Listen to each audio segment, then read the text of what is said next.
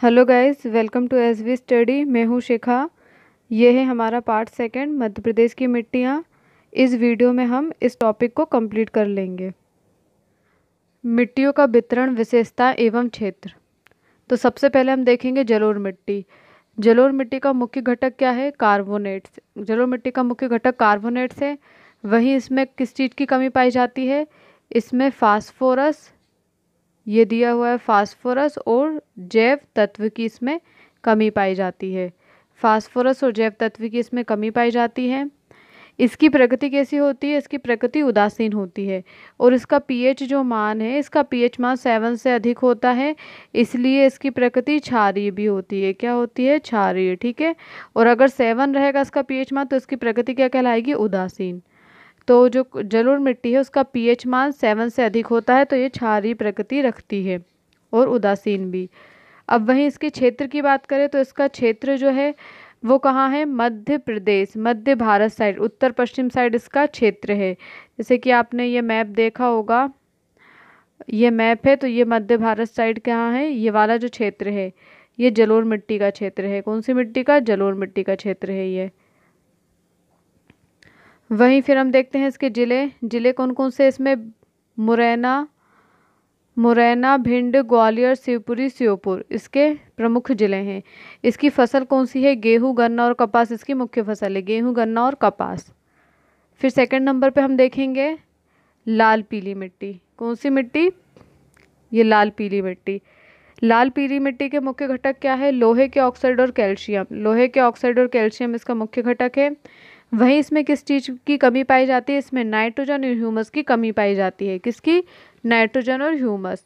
इसकी प्रकृति कैसी होती है? इसकी प्रकृति अम्लीयता से क्षारीय तक, अम्लीयता से क्षारीय तक। ठीक है।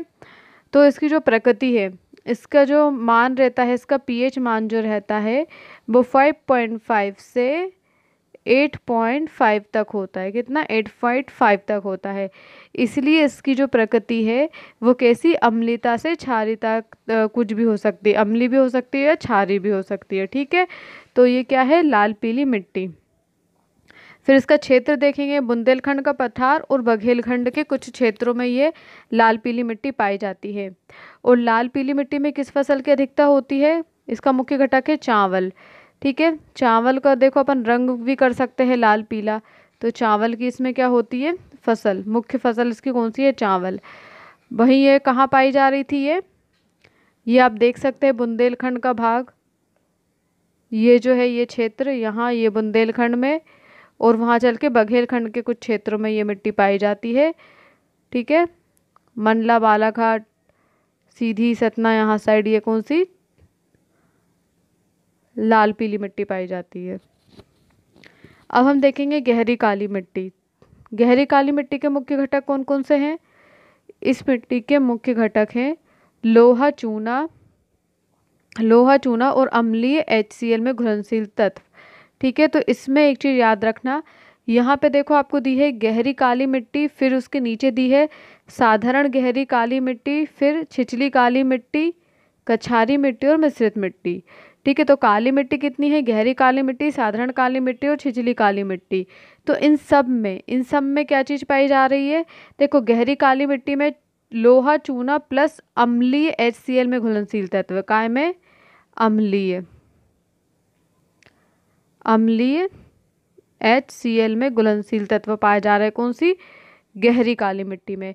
वही साधारण गहरी काली मिट्टी, छिछली काली मिट्टी, इनमें क्या पाया जा रहा है? लोहा, चूना तो इसमें एज इट इज है, पर इसमें क्या? HCl में घुलनशील तत्व पाए जा रहे हैं। इसमें नॉर्मल HCl में घुलनशील तत्व पाए जा रहे हैं। कौन से? बाकी जो और जो काली मिट्टी उसमें HCl में घुलनशील तत्व पाए जा रहे हैं।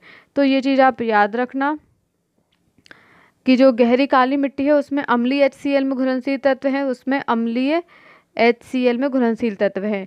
और जो साधारण काली मिट्टी, छिछली काली मिट्टी और बाकी जो काली मिट्टी है उनमें क्या है? HCl में घुलनशील तत्व है। HCl में घुलनशील तत्व है। ठीक है। फिर हम देखेंगे जैसे गहरी काली मिट्टी में फास्फोरस, नाइट्रोजन और जैव तत्व की क्या पाई जाती है? इसमें कमी पाई जा रही है। फास्फोरस, नाइट्रोजन और जैव तत्व। ठीक है। फास्फोरस, नाइट्रोजन, जैव तत्व की इसमें कमी पाई जाती है। वहीं इसकी प्रकृति की बात करें तो इसकी प्रकृति कैसी होती है, अम्लीय होती है।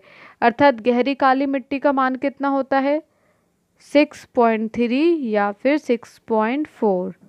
ठीक है, मतलब इसका मान 7 से कम है, और जिसका भी मान 7 से कम होता है उसकी प्रकृति कैसी होती है, अम्लीय। उसकी प्रकृति अम्लीय होती है। जिसका मान 7 से कम होता है उसकी प्रकृति अम्लीय होती है।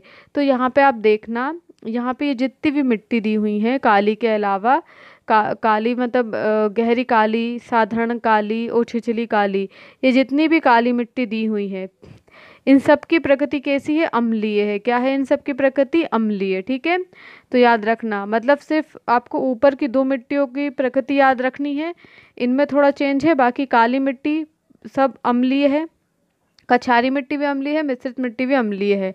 वहीं आपको याद रखना है जलोढ़ मिट्टी, जलोढ़ मिट्टी की प्रकृति क्या हो, कैसी होती है जलोढ़ मिट्टी की प्रकृति, 7 से अधिक होती है, 7 से अधिक होती है। और वहीं लाल पीली मिट्टी की प्रकृति जो है वो अम्लीय और क्षारीय दोनों प्रकृति रखती है, मतलब 7 से कम और 7 से अधिक दोनों तरह की होती है। और काली मिट्टी जो है उसकी प्रकृति 7 से कम होती है। ठीक है, तो याद रखना, बीच वाली आती है लाल पीली मिट्टी, तो लाल पीली मिट्टी की प्रकृति कम और ज़्यादा दोनों हो सकती है।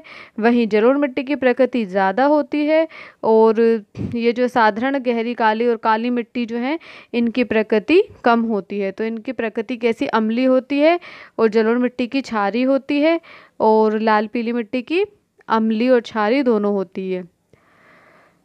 फिर आप और काली मिट्टी से जो भी रिलेटेड है, जैसे साधारण गहरी काली मिट्टी, छिछली काली मिट्टी, इनकी भी प्रकृति सेम रहेगी, अम्लीय। फिर इनके क्षेत्र देखते हैं। गहरी काली मिट्टी का क्षेत्र कौन सा है, गहरी काली मिट्टी का क्षेत्र यहाँ पे दिया हुआ है, मालवा का पठार, सतपुड़ा क्षेत्र। ठीक है, तो आपने देखा होगा मैप में, ये है मालवा का पठार, ये ठीक है मालवा का पठार, और ये है सतपुड़ा क्षेत्र यहाँ पे।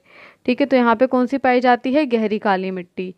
फिर हम वही देखेंगे साधारण गहरी काली मिट्टी। साधारण गहरी काली मिट्टी कहाँ पाई जाती थी, उत्तरी मालवा पठार और निमाड़। साधारण गहरी काली मिट्टी उत्तरी मालवा पठार और निमाड़। तो उत्तरी मालवा पठार कहाँ है, ये उत्तरी मालवा पठार है, ठीक है, उत्तर साइड। और निमाड़, ये यहाँ साइड निमाड़ आ जाएगा। ठीक है, यहाँ निमाड़ क्षेत्र। तो यहाँ पे कैसी, साधारण गहरी काली मिट्टी पाई जाती है। फिर वहीं छिछली काली मिट्टी, तो छिछली काली मिट्टी सतपुड़ा क्षेत्र कहाँ पाई जाएगी, ये हो जाएगा ये अपना सतपुड़ा क्षेत्र। ठीक है, ये वाले क्षेत्र में कौन सी, छिछली काली मिट्टी पाई जाती है। फिर हम देखेंगे कछारी मिट्टी, ये कहाँ पाई जाती है, चंबल घाटी क्षेत्र। चंबल घाटी क्षेत्र कहाँ है अपना, ये है चंबल घाटी क्षेत्र। यहाँ पे कौन सी मिट्टी पाई जाती है, कछारी मिट्टी।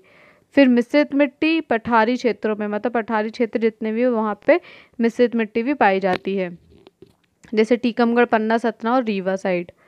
फिर हम इनकी क्या देखते हैं, मुख्य फसल देखते हैं। तो जलोढ़ मिट्टी में क्या उग रहे थे, गेहूं, गन्ना और कपास। ठीक है, जलोढ़ मिट्टी की मुख्य फसल क्या है, गेहूं, गन्ना, कपास। वही चावल, लाल पीले क्या हो जाते हैं, चावल। तो चावल क्या है, लाल पीले, तो लाल पीली मिट्टी चावल के लिए। फिर गहरी काली मिट्टी, गहरी काली मिट्टी तो गा से गेहूं और काली कपास। ठीक है, गेहूं और कपास, गेहूं और कपास, गा और का दोनों है, गेहूं और कपास। तिलहन, चना। फिर साधारण गहरी काली मिट्टी, गेहूं, कपास, मूंगफली, ज्वार। ठीक है, गेहूं कपास तो कॉमन ही रहेंगे। छिछली काली मिट्टी, गेहूं और चावल। कछारी मिट्टी, गेहूं, गन्ना और कपास। मिश्रित मिट्टी, ज्वार, बाजरा, मोटे अनाज। मिश्रित मिट्टी में ज्वार, बाजरा और मोटे अनाज। तो ये था हमारा मध्य प्रदेश की मिट्टियों का वितरण और विशेषताएं। तो इसी के साथ हमारा मध्य प्रदेश की मिट्टियों के ऊपर ये टॉपिक कंप्लीट होता है।